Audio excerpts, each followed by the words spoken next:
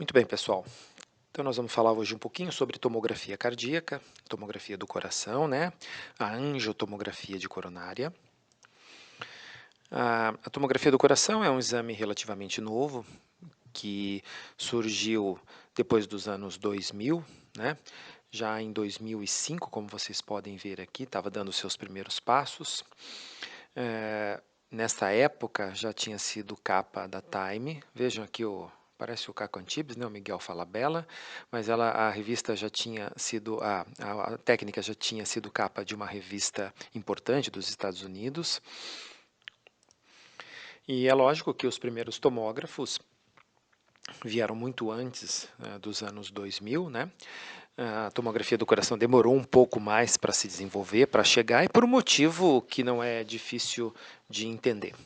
Ao contrário dos outros órgãos do corpo, o coração tem grande movimentação, né? Diferente do fígado, do cérebro, ou até mesmo do intestino, que está praticamente parado, o coração tem uma movimentação muito grande. Isso tecnicamente dificultava a aquisição de imagens, né? Os tomógrafos nada mais são do que aparelhos que fazem vários raios-x ao mesmo tempo, numa velocidade muito grande, né? E com o passar dos anos, a evolução tecnológica de multidetectores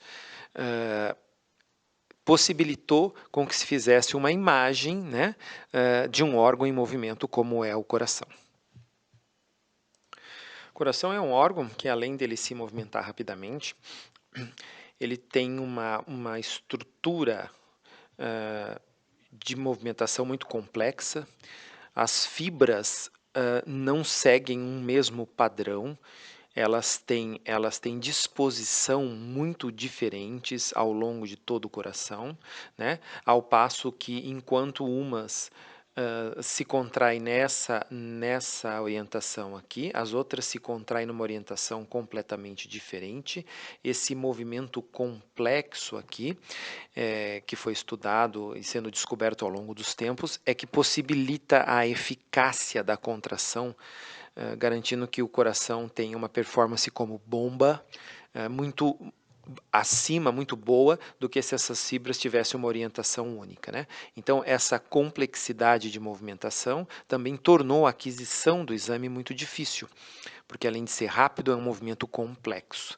Mas com a evolução, né, dos tomógrafos de multidetectores, isso foi sendo superado, até que por volta de 2000 e alguma coisinha, surgiram os primeiros tomógrafos cardíacos, né? Para fazer uma tomografia cardíaca, o preparo é bem simples, só precisa de um jejum de 4 horas, né? E a gente precisa que o coração não esteja muito acelerado, porque senão borra a imagem, né? Se o coração bate muito rápido, não se esqueça que a gente vai fazer vários raios-x do coração, mas ele está em movimento. Se esse movimento foi muito intenso, não fica boa a imagem.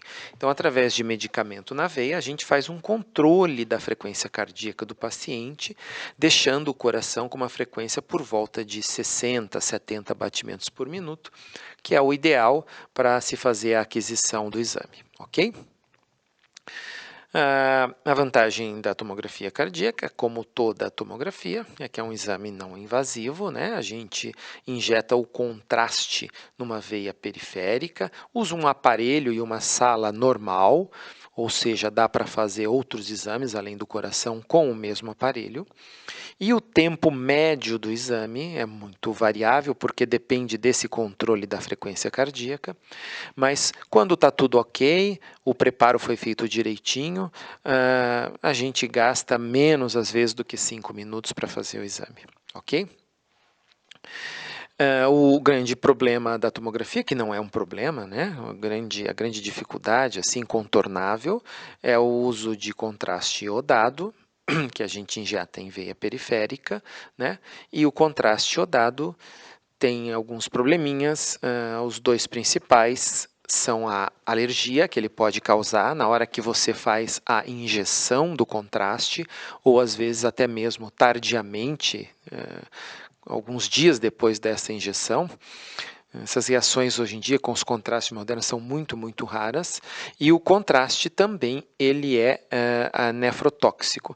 Então, quando o paciente tem uma função renal já comprometida, né, paciente diabético, paciente idoso, que tem uma creatinina, uma função renal já comprometida, a gente tem que tomar muito cuidado ao usar contraste iodado, porque ele é nefrotóxico. Aqui é uma imagem padrão de um exame de coração, né? Um tomógrafo, uma bomba de infusão para fazer a injeção do contraste. O técnico não fica na sala para não tomar radiação. Um aparelhinho de eletro, onde a gente controla a frequência cardíaca, e é por aqui que a gente se baseia para diminuir a frequência cardíaca antes de realizar o exame. E para que a gente usa a tomografia de coração? Na verdade, gente, a tomografia de coração é uma espécie, a angiotomografia de coração, certo? É um exame, é uma espécie de cateterismo, certo? A grande diferença é que o cateterismo é um método invasivo, né, que as pessoas costumam ter medo, porque você tem que enfiar um catéter dentro da aorta e cateterizar o ósteo da coronária, né? Esse catéter normalmente é enfiado por uma artéria no braço ou na região inguinal. Aí você leva o catéter até aqui, injeta contraste, esse é o cateterismo, é um método semi-invasivo, as pessoas têm medo, né? E a angiotomografia quase fornece as mesmas informações que um cateterismo, depois eu vou explicar por que esse quase, mas de uma maneira não invasiva. E para que a gente usa, então, a angiotomo de coração? A gente pode fazer diagnóstico precoce de dor torácica. O paciente tem dor torácica, sem perder muito tempo, a gente quer um diagnóstico rápido, a gente faz uma angiotomo e já detecta se tem alguma estenose, algum entupimento na coronária.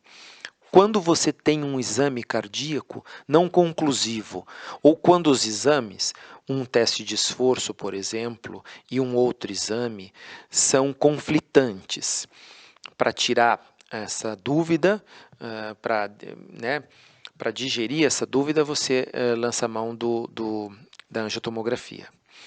Pacientes assintomáticos que querem fazer somente check-up, porque tem alto risco de doença cardíaca, como aqueles que têm história familiar muito forte, né, ou pacientes tabagistas, mas que não sentem nada.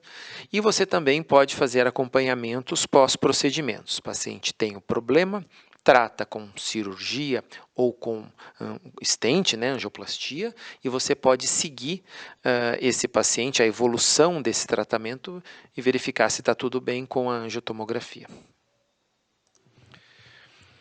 Bom, pessoal, na tomografia de coração, a gente pode fazer uma análise praticamente de todas as estruturas cardíacas. A gente pode medir, pode cortar o coração, analisar por ângulos quaisquer, né, porque ela traz uma informação volumétrica e eu posso trabalhar esse volume como eu desejar, mas a gente não faz isso rotineiramente para avaliar as estruturas cardíacas. Por quê? Porque é um exame caro, que envolve radiação ionizante, porque precisa de contraste. Então, via de regra, essas informações das estruturas cardíacas, a gente acaba conseguindo elas com o ecocardiograma, que a gente já viu na aula anterior, não é verdade? Então, a toma acabou ficando reservada para outras duas grandes indicações, que a gente chama de outras duas grandes pérolas, ok? Que são elas o score de cálcio, já vou explicar o que é, e a angiografia das coronárias, que nada mais é do que um exame contrastado das artérias coronárias, certo? Mesma informação que o cateterismo cardíaco nos dá e informação que o ecocardiograma não consegue nos fornecer, como a gente viu na aula anterior. Então vamos agora falar sobre cada uma dessas duas pérolas, né? O score de cálcio e a angiotomografia e a angiografia das coronárias, tá bem? Vamos começar pelo score de cálcio, então?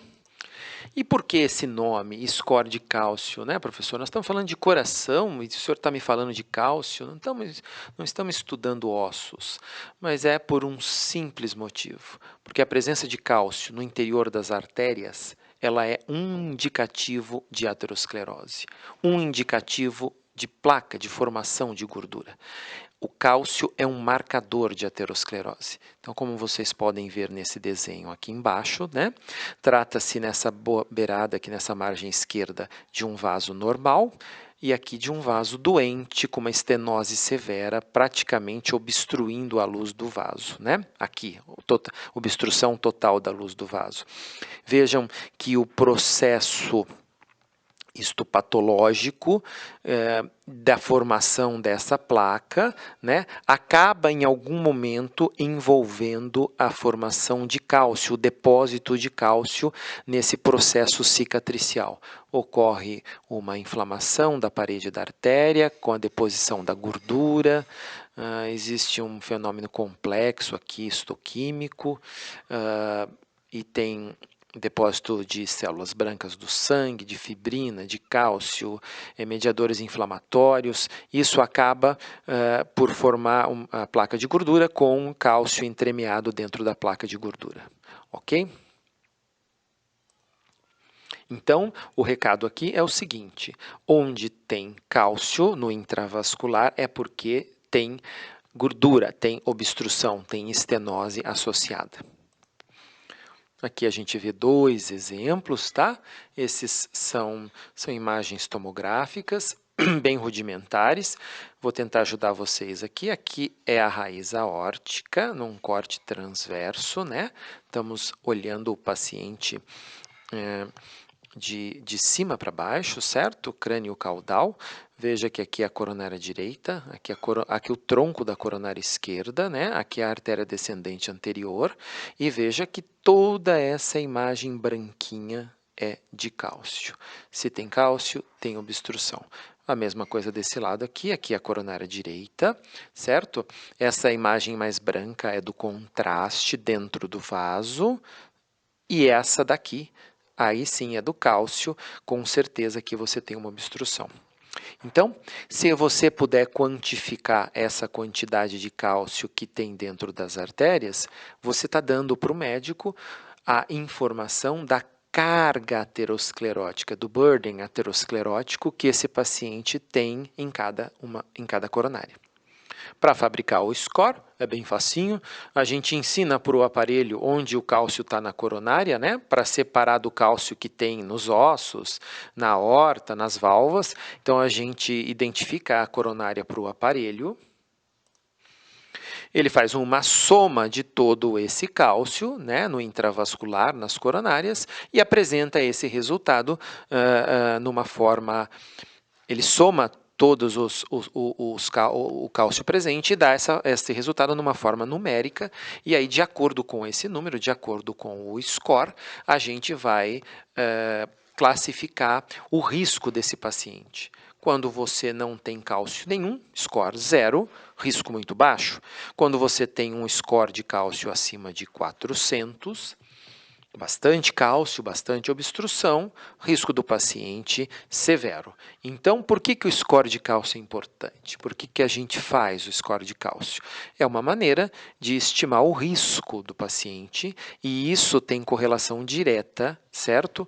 Com o risco de eventos cardíacos. Que são eventos cardíacos? Infarto, cirurgia de revascularização ou angioplastia e morte de causa cardíaca. E vejam, pessoal, que esse risco de eventos cardíacos, determinado pelo score de cálcio, certo? Ele independe do risco que o paciente tem de ter um problema cardíaco. Então, como vocês podem ver aqui, ó, pacientes de baixo risco, ou seja, não fuma, não é diabético, não é hipertenso, faz atividade física todo dia. E o paciente cardíaco de alto risco, tabagista, obeso, sedentário com história familiar, veja que tanto nesse perfil de pacientes quanto nesse, ok? O score de cálcio adiciona informação prognóstica, ou seja, paciente de baixo risco, mas com score de cálcio alto, aqui no exemplo acima de 1000, tem uma taxa de eventos, por exemplo, morte, muito mais alta do que o paciente que tem um score de cálcio baixinho. A mesma coisa vale para aquele paciente grave, cheia de risco, né, cardíaco, né? Veja que um score de cálcio baixo, mesmo para um paciente cheio de problemas, tabagista, obeso, com colesterol alto, ele dá uma informação de prognóstico boa. O risco desse paciente ter um evento cardíaco é menor. Então, a gente diz que o score de cálcio é uma informação muito valiosa para saber o prognóstico desse paciente, independente de qualquer outro dado, independente de colesterol, independente de história familiar ou de qualquer outra coisa. Então, está dado o recado, pessoal. Quando você quiser realmente estimar o risco de um paciente ter um problema, um ataque cardíaco, um infarto, uma ponte de safena, você pede um score de cálcio para ele, porque essa informação é ainda mais valiosa do que somente você dizer, o colesterol dele é alto ou é baixo. Ele tem diabetes ou não tem. O score de cálcio vai além, né? É uma informação a mais.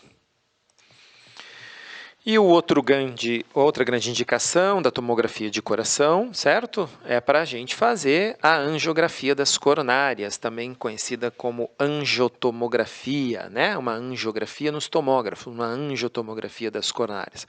Contraste periférico, a gente espera o contraste circular. Quando ele está passando por dentro da coronária, ele está perfundindo a coronária, né?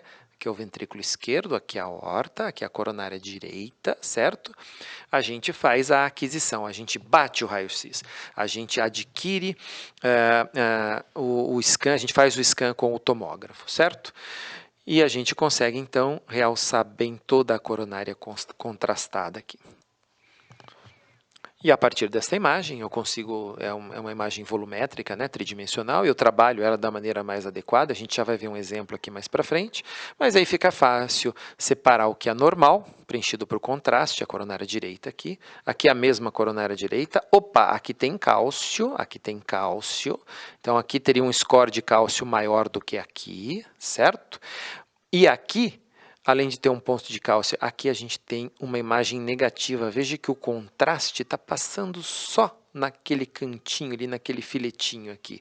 Ou seja, aqui a gente tem uma estenose importante, uma estenose significativa, o que faz a gente crer que todo esse território irrigado por essa coronária aqui, né, na coronária direita, vai sofrer isquemia, vai faltar sangue, vai faltar sangue em condições metabólicas mais intensas. Quando o miocárdio exigir mais atividade metabólica, pode ser que essa estenose, essa obstrução, a quantidade de sangue que passa não seja suficiente para suprir a demanda. Aqui é a mesma coisa, é um outro paciente, né? Veja que aqui ele tem olha o cálcio presente, ele tem uma obstrução aqui no meio da coronária direita, a mesma imagem, mas aqui a gente esticou um pouco a coronária, a gente consegue fazer isso facilmente pela tomo.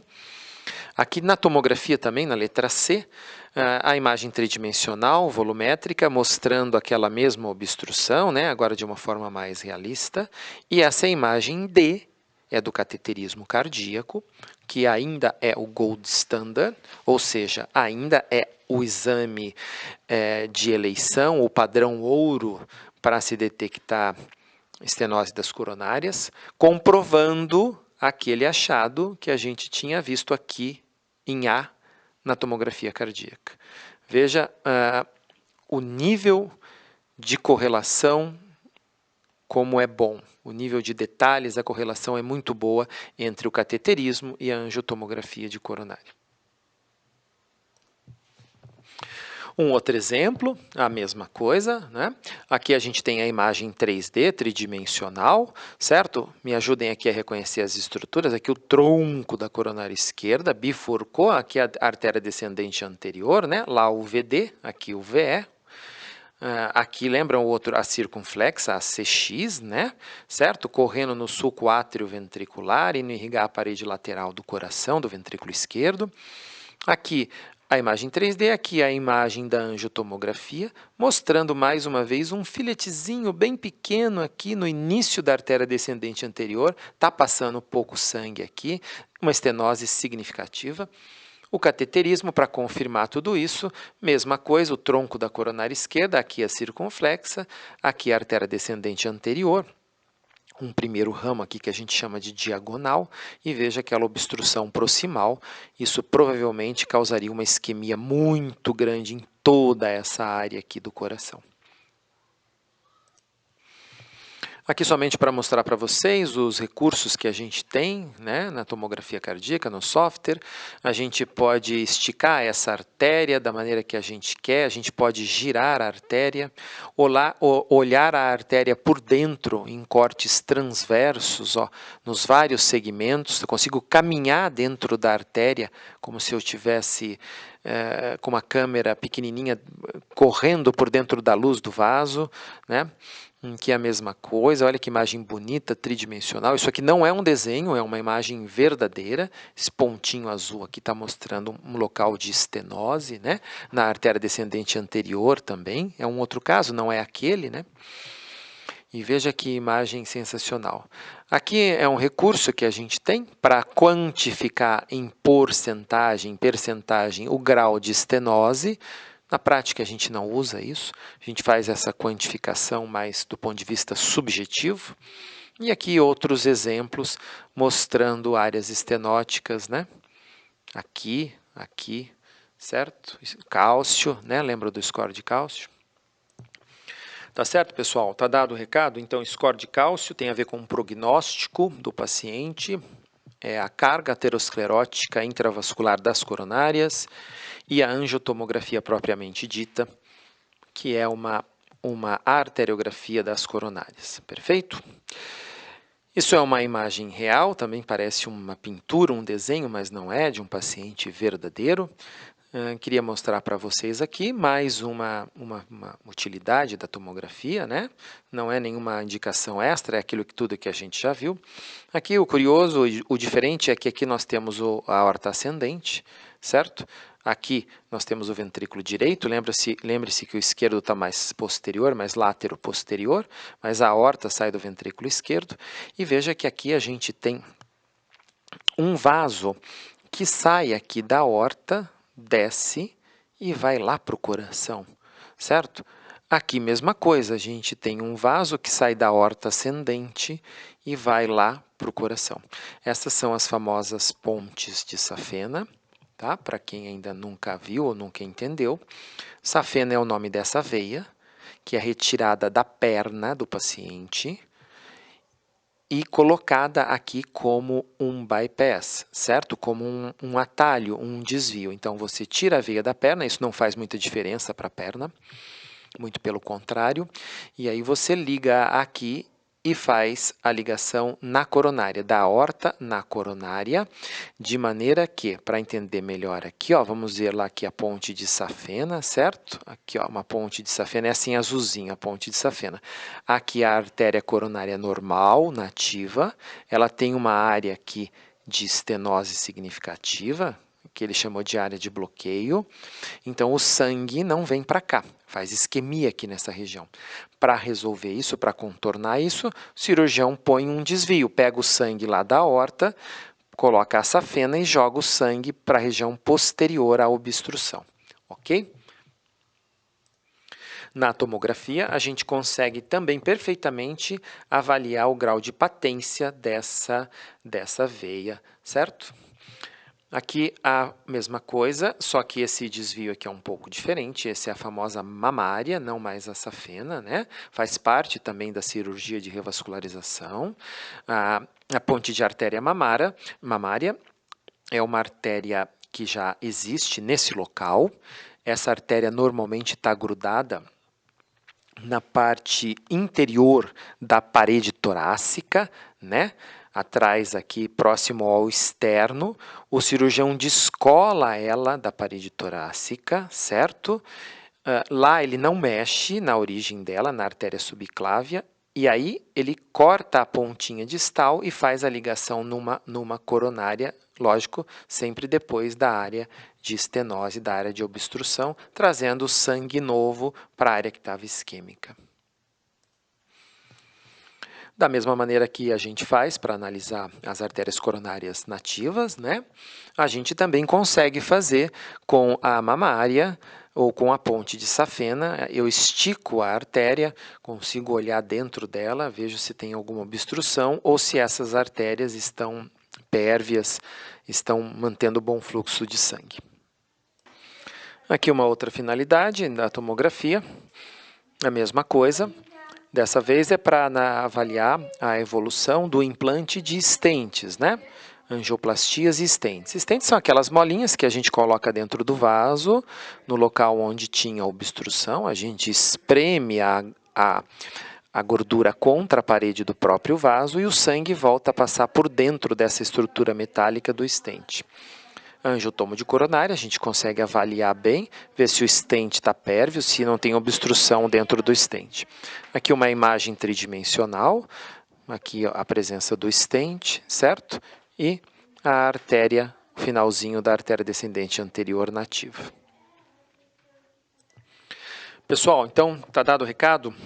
Tomografia de coração, score de cálcio e angiotomografia das artérias coronárias. Correto? Importantíssimo, diagnostica estenose, que são a principal causa de infarto do miocárdio. É um exame similar ao cateterismo e ainda não substituiu o cateterismo porque a qualidade da imagem da tomografia não é tão boa quanto a do cateterismo, certo? Não se esqueça que o cateterismo, o médico injeta o contraste dentro da coronária. Então, o grau de contraste aqui é muito maior que da tomografia, que o contraste está diluído em todo o ventrículo, a coronária, a aorta, né? Então, a resolução espacial da tomografia é um pouco menor que a do cateterismo, é por isso que a toma ainda não substituiu o CAT. Para finalizar essa aulinha de hoje, eu queria falar para vocês do uso da tomografia, e aí não somente cardíaca, mas da tomografia na sala de emergência, num exame chamado de triplo descarte.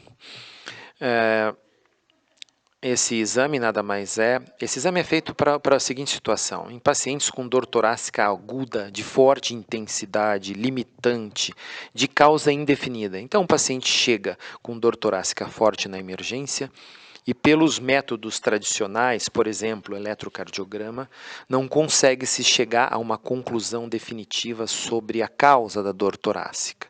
Esse exame consegue, então, num único exame, certo? Na sala de emergência, descartar ou confirmar as 3 principais causas de dor torácica graves que ameaçam a vida. Aqui a gente não está falando, por exemplo, de dor muscular, né? De refluxo, de esofagite. Nós estamos falando de 3 causas graves que podem aparecer na emergência da dor torácica. Então, num único exame, a gente pode detectar, primeiro, dissecção aguda de aorta, certo? Aorta ascendente, arco aórtico, aorta descendente. Vocês percebem que tem uma lâmina aqui, né? Essa lâmina nada mais é do que um pedaço da parede da aorta que descascou. Essa aorta está rasgando, quadro grave da dor no peito de forte intensidade, mortalidade altíssima. O tratamento geralmente é cirúrgico, certo? Nesse caso aqui pode ser até clínico, mas geralmente é cirúrgico. E a gente faz diagnóstico então de dissecção de aorta. O nosso velho infarto, uma obstrução aqui na descendente anterior. A gente já tinha visto esse exemplo, né? Uma coronariopatia, certo? E o terceiro caso, eu vou ajudar vocês aqui. Mas aqui é o tronco da artéria pulmonar, cheia de contraste, certo? A pulmonar esquerda, a pulmonar direita, essa imagem está invertida, né? E vocês veem que o contraste vem, e depois ele sofre uma parada, um stop aqui. Ou seja, tem um coágulo de sangue aqui, isso daqui é um quadro de embolia pulmonar grave, bilateral, né? Que compromete toda a vasculatura do pulmão. O pulmão deixa de ser irrigado, isso dá uma dor no peito tremenda, mortalidade muito alta. Então, essa é uma técnica de diagnóstico do paciente que chega na emergência com uma simples tomografia. você consegue fazer, tem que fazer mais do que uma aquisição aqui, né? De qualquer maneira, você consegue descartar as 3 principais causas de dor torácica aguda. Tá bom, pessoal? É isso. Muito obrigado. Essa vez vai ter que ser assim, por aula, por vídeo, mas espero que uma próxima vez a gente se reúna e a gente possa falar pessoalmente com mais interatividade e explicar melhor as dúvidas de vocês, tá bom? Devemos fazer uma aula prática depois no CEDAV, o Dr. Lucas vai marcar, se o Covid assim o permitir.